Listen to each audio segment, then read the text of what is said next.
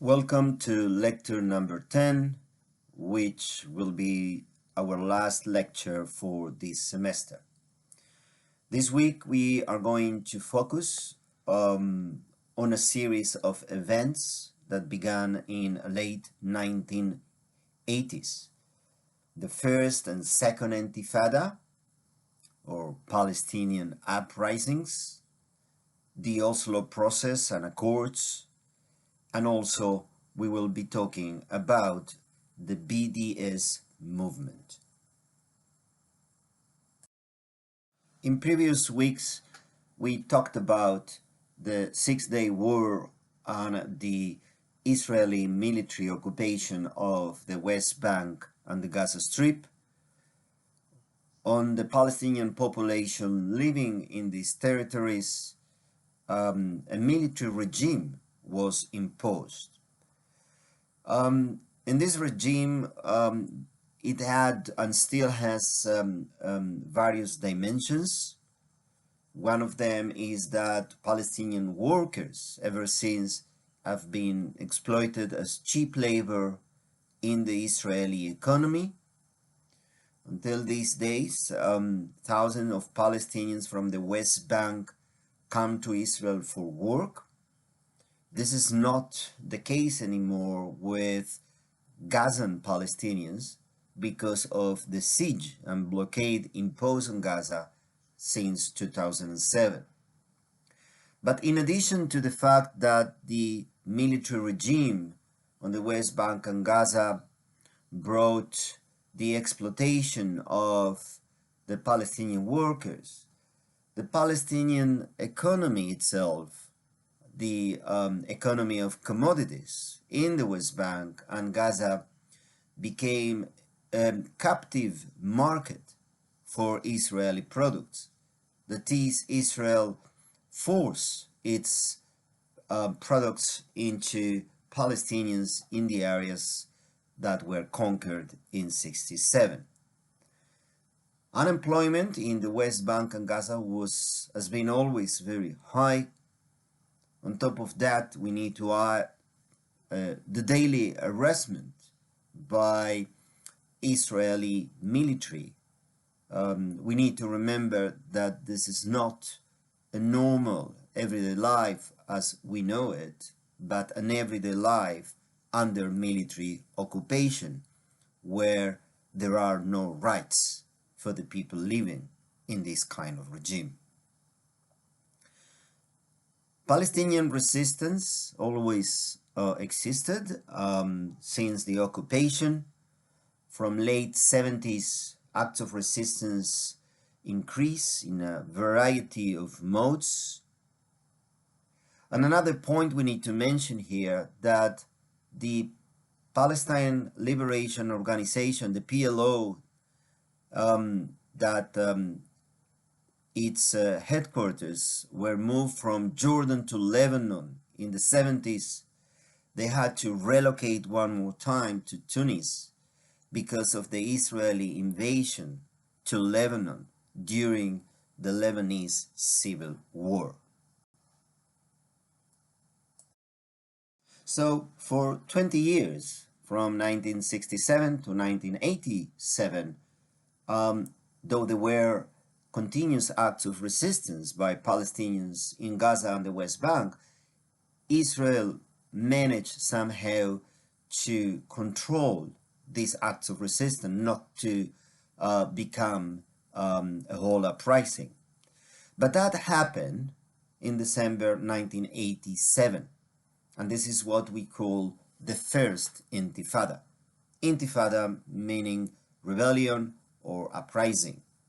So in that month, a more concerted action by Palestinians protesting, and in some cases also using violent riots, erupted all over the West Bank and also in Gaza.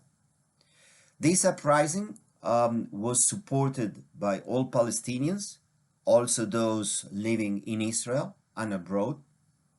It was organized by local popular committees, and also it had a national unified command. After a couple of years that this rebellion was going on, for the first time, the international media start revealing some interest on the Palestinian cause and representing the Palestinian problem in a way that reflected the Palestinian narrative. The scene of the media has been always and still is a scene of struggle between the narrative that Israel asked to represent and that represented by the native Palestinians. In the second year of the first Intifada, the PLO declared independence. This was a symbolic declaration of independence, of Palestinian independence, not something that could be materialized. But the idea in this declaration of independence was to express the position of the PLO as the representative of the Palestinian people to the partition of Palestine. That is, they were embracing the idea of the two-state solution.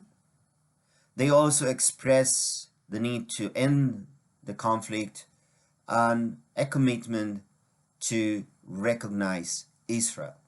So these were very important declarations on the side of the Palestinians via the PLO, and they were picked up by the international community that eventually organized a peace conference in Madrid 3 years later, where Israeli representatives, Palestinian representatives, and also Arab countries took part. But the Madrid Peace Conference had no real outcomes.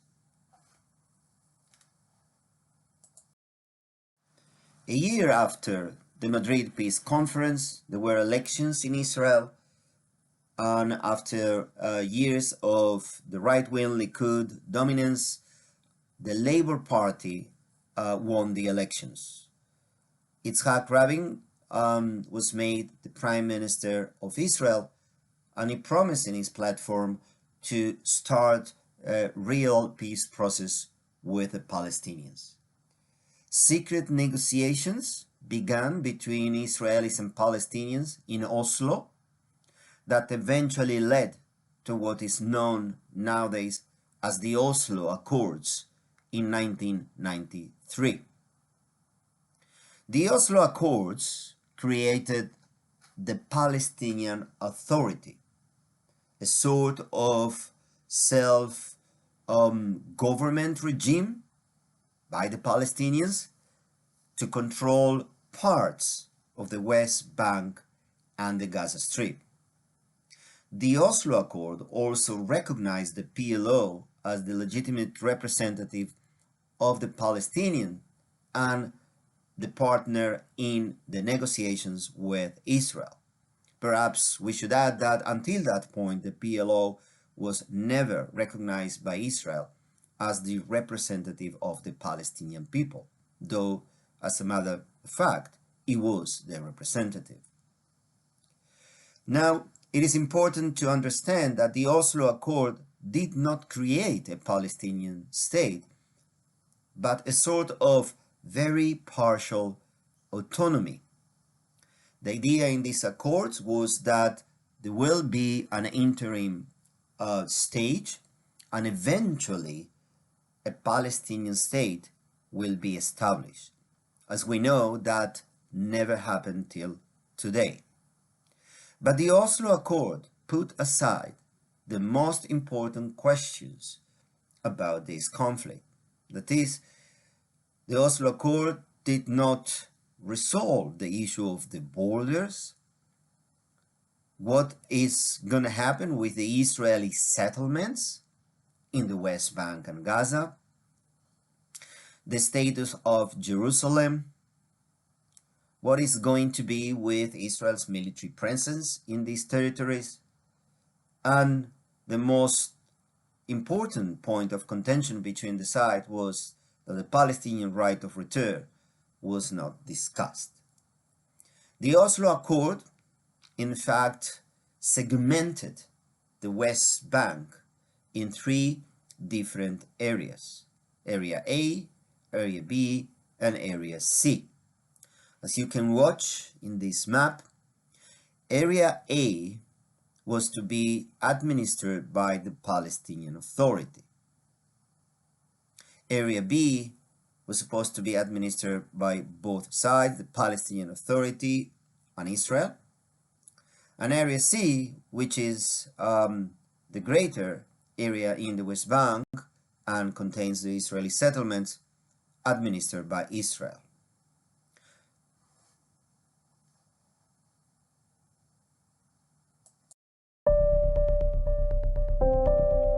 The Oslo Agreement is actually the best thing which happened to the Israeli settlers and the Israeli settlement enterprise, because it's created exactly the basic conditions which this kind of project can bloom in.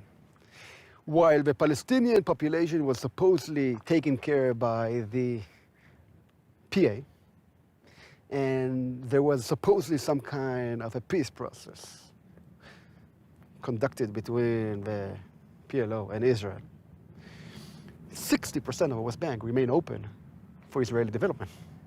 This is exactly what you see here. It's a period which Israel had intensively and effectively used in order to over triple the number of Israeli settlers in the West Bank and to change completely, irreversibly, the West Bank landscape. في فرق بين استيطان يجري ضدك وتكافحي ضده وبين استيطان يجري ضدك وأنت جالسة معهم على طاولة المفاوضات تعطيهم الغطاء. Jews should have the right to enter Israel and to become citizens. This is my view as a Zionist. Now, if there is a majority of Palestinians under our rule, this is the end of this Zionist idea. إسرائيل واضح إنه بالنسبة إلها الضفة الغربية لن تتخلى عنها. واضح. كل اللي بهمها إنه هذا العدد السكاني حوالي 2,000,000 إنها تتخلص منه. كل الاستراتيجية الإسرائيلية تتمحور حول هاتين النقطتين: زيادة في الاستيطان واستثناء في العنصر السكاني.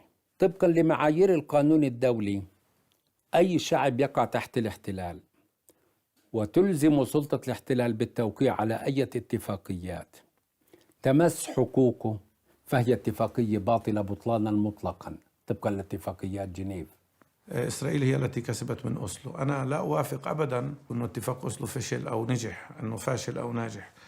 هو اتفاق أوسلو فاشل تماماً بالنسبة لأهداف الفلسطينيين، ولكنه كان ناجحاً تماماً بالنسبة لأهداف الإسرائيليين. صحيح في فائدة واحدة جرت من أوسلو، وهي أنه رجوع أعداد من الفلسطينيين إلى الضفة الغربية حوالي 100,000. هذا إنجاز، ولكن خسائرنا أكبر من ذلك بكثير. خسرنا وحدتنا، خسرنا المشروع الوطني الجامع، خسرنا دور منظمة التحرير وحركة التحرر الوطني لصالح السلطة اللي كلها تحت الاحتلال، وخسرنا زمن، خسرنا 20 عام. With the Oslo Accords and the establishment of the Palestinian Authority as a sort of partial autonomy, self-government in the West Bank and Gaza by the Palestinians, the center of Palestinian politics shifted back to Palestine, as it was until those times split between Palestine and wherever the PLO had its headquarters. The president of the Palestinian Authority became Yasser Arafat, who was the leader of the PLO, and he remained president of the Palestinian Authority until his death. The important points to understand about the Oslo Accords are, firstly, that the Oslo Accord created, as a matter of fact, very little authority for the Palestinians. Israel remained in control de facto of all areas, even though, according to the Oslo Accord, Area A was to be administered and ruled only by the Palestinian Authority. And the second important point is that the Oslo Accord, in fact, fragmented the West Bank into sections, into sort of Bantustans, and increase the number of checkpoints, separations within the West Bank, putting the future of a Palestinian state in great doubt. In addition, we need to mention that Israeli settlement in the West Bank in fact never stopped, but the other way around. Within the Palestinian camp, though the main political party, the Fatah, the National Secular Palestinian Party, supported the Oslo Accord, the Islamic Hamas opposed the Oslo Accords. And at a certain point in 1994, also began a campaign of suicide bombings in Israel. On the 4th of November 1995, Israel's Prime Minister Yitzhak Rabin was assassinated by a far-right West Bank Israeli settler. This was not the only person who opposed the accords. Israeli society, in fact, was split in relation to the Oslo Accords, at least half of the population being against the Oslo Accords and the prospect of a Palestinian state. A year after the assassination of Rabin, Benjamin Netanyahu, was elected prime minister the first time. 3 years later, Labour will take over. In the year 2000, there was another attempt to resume the Oslo negotiations in Camp David, the United States, but these negotiations failed to reach a comprehensive agreement between the PLO and the Israeli representatives. The failure of the Oslo Accord in creating a stable Palestinian autonomy leading to a Palestinian state, and the failure of the Camp David negotiations, and as a reaction as well of the visit of the leader of the Israeli opposition to the Al-Aqsa compound in Jerusalem, a new wave of massive protest erupted again. This was to be known as the Second Intifada or the Al-Aqsa Intifada. This protest spilled into Israel, and we discussed this in previous weeks about the October events. Now, in contrast to the first Intifada, which was not a violent Intifada in the sense of an armed struggle, but more a popular-based Intifada, the second Intifada is an armed struggle that was very strongly repressed by the Israeli Defense Forces.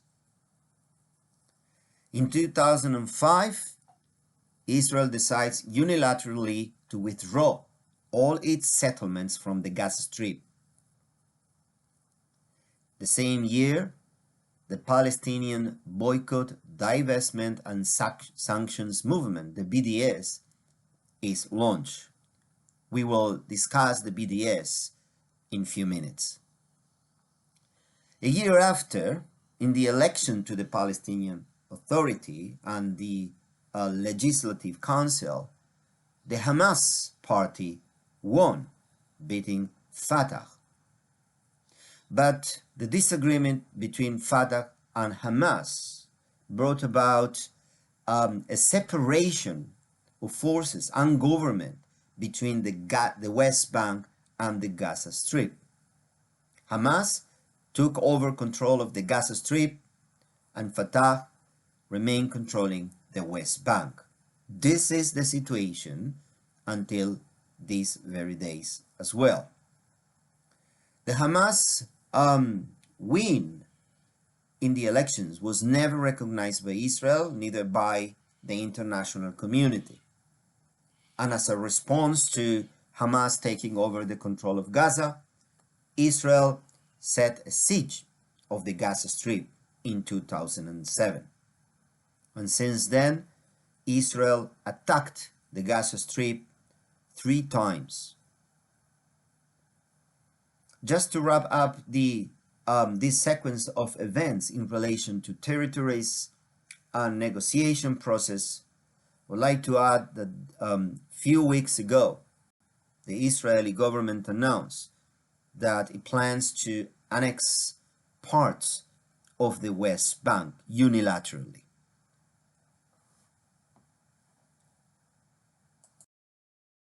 One of the most important aspects of Palestinian resistance nowadays is the BDS movement: boycott, divestment, and sanctions. This movement was launched in 2005 by the Palestinian civil society. It was modeled and inspired by the South African anti-apartheid movement. And it basically calls the international community to action on 3 fronts until Israel complies with international law. The BDS movement asks the international community to boycott the State of Israel,